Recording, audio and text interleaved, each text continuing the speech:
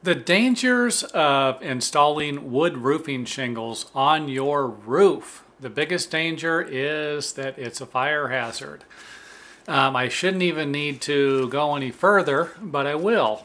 It's made out of wood, and most wood shingles and shake shingles are made out of cedar. They're on your roof. The sun beats down on them all day. They dry out, and these things are extremely flammable. As a matter of fact, if you wanted to start a fire, you had some scrap cedar shingles or some shake shingles laying around your house, you would be shocked at how fast they catch on fire and how much heat these things put off because it's such a dry product. So not only does it get dry in the summertime, in the winter when it rains, or if you live in an area with a moist climate, they will absorb water. So they absorb water when it rains or in a moist climate. And this will actually cause them to expand a little bit. That's the reason why they're spaced apart. They have about a 1/4 inch space in between them to allow for moisture. If you put all of these shingles right next together, the wood shingles, if you put them next together and you laid them out, they would actually buckle once they got wet. And the shake shingles, you cram them next together, you'd probably have the same problem. Cedar shingles, for sure. I've actually seen that happen.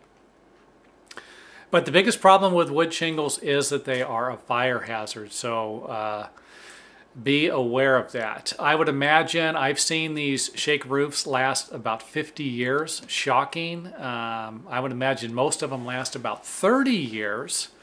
But if you took care of them, lived in the right climate, I don't really know how long. Who knows how long they could last. I should say.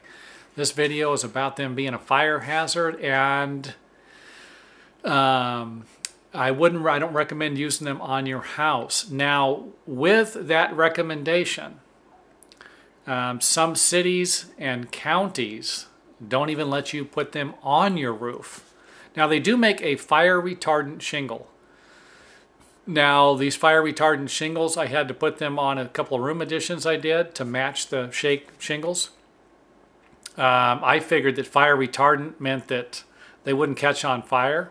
I took them home and did my own little test, and I could hardly tell the difference between them and the other wood shingles once they started on fire. So just keep it in mind. If you're looking for that rustic look, you want to build the old log cabin, something like that out in the woods, just keep that in mind. Even if you are allowed to use them, they are a fire hazard, and it doesn't take much. And when I say it doesn't take much, could you imagine living in a area with pine trees, and you get an accumulation of pine needles that also dry out on your roof, and a little spark catches up here? Now you've got, it's kind of like you're doubling your chance of your roof catching on fire and your house burning down. So give that some consideration before you think about using wood on your roof. And remember that some cities and counties, building departments, don't even allow you to use them anyway.